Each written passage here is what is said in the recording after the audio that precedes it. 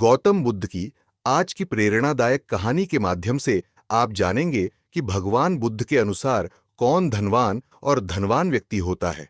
साथ ही आप यह भी समझ जाएंगे कि गौतम बुद्ध हर व्यक्ति को अमीर क्यों कहते थे। गौतम बुद्ध की कहानी आपको बहुत प्रभावित करेगी और बुद्ध की इस प्रेरणादायक कहानी से मिली सीख आपके बहुत काम आएगी। एक बार की बात है, ऐसा हुआ, एक राज्य के राजा ने गौतम बुद्ध को कुछ दिनों के लिए अपने राज्य में आने का निमंत्रण दिया। बुद्ध ने उस राजा का निमंत्रण स्वीकार कर लिया और अपने कुछ शिष्यों के साथ उस राज्य में चले गए। राजा ने बुद्ध से मुलाकात की और उनसे कुछ दिन वहां रहकर अपने राज्य के लोगों की समस्याओं का समाधान करने और उन्हें धार्मिक मार्ग पर चलने की शिक्षा देने का अनुरोध किया। बुद्ध ने राजा की बात मान ली और इस राज्य में 3 दिनों के लिए एक धार्मिक परिषद आयोजित करने का निर्णय लिया। गौतम बुद्ध के आगमन की खबर पूरे राज्य में फैल गई और धार्मिक सभा के पहले ही दिन बहुत से लोग आए।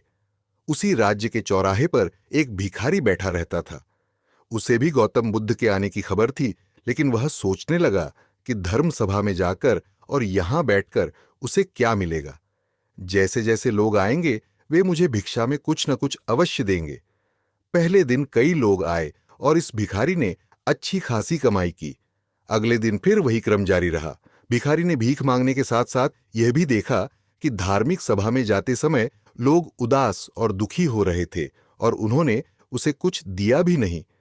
जब वह बुद्ध से मिलकर वापस आता है तो बहुत खुश दिखता है और खुशी खुशी भिक्षा भी देता है। यही सोचते सोचते दूसरा दिन भी बीत गया।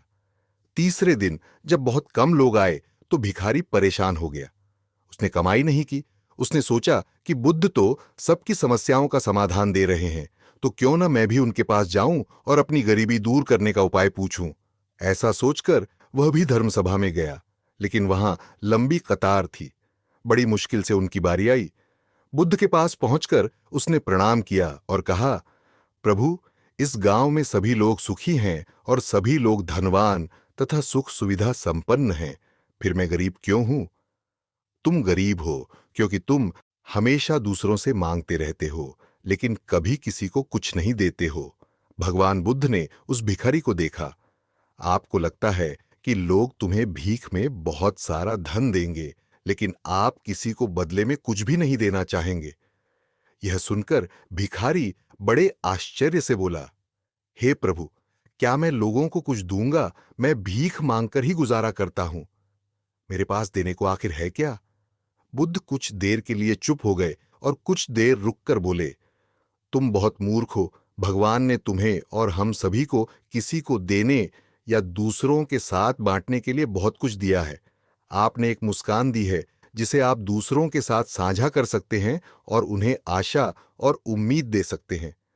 तुम्हें आवाज दी गई है जिससे तुम मीठे बोल बोलकर लोगों की प्रशंसा कर सकते हो। तुम्हें 2 हाथ दिए गए हैं जिससे तुम दूसरों की मदद कर सकते हो। तुम्हें एक स्वस्थ शरीर दिया है जिससे तुम भीख मांगने के बजाय कड़ी मेहनत कर सकते हो। जिस व्यक्ति को भगवान ने बिना किसी कमी के ये चीजें दी हैं, वह कभी गरीब नहीं हो सकता। आप सिर्फ अपनी सोच के कारण गरीब हैं। जैसे ही आप इस सोच से बाहर निकलेंगे, आप खुद को दूसरों की तरह अमीर समझने लगेंगे और आपकी जिंदगी भी बेहतर हो जाएगी। दूसरों की खुशी देखकर अपनी तुलना दूसरों से न करें। भगवान ने सभी को अमीर बनाया है, बस जरूरत है तो अपनी सोच सुधारने की। भगवान बुद्ध की बातें सुनकर मनुष्य को अपने जीवन का मूल्य समझ में आया और वह उनके द्वारा दी गई शिक्षाओं के अनुसार अपना जीवन जीने लगा। जब हम सभी अपनी तुलना दूसरों से करते हैं या दूसरों को खुश देखते हैं, तो हमें लगता है कि हमारी जिंदगी खराब है और बाकी सब मजे कर रहे हैं।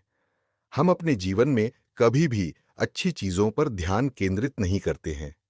हम कभी यह नहीं सोचते कि भगवान ने हमें स्वस्थ शरीर दिया है, जो सबसे कीमती चीज है।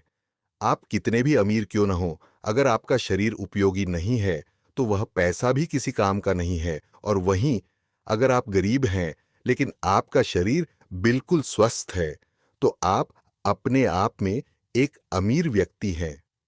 कोरोना काल में हम सभी ने देखा है कि पैसे से ज्यादा जरूरी स्वस्थ शरीर है।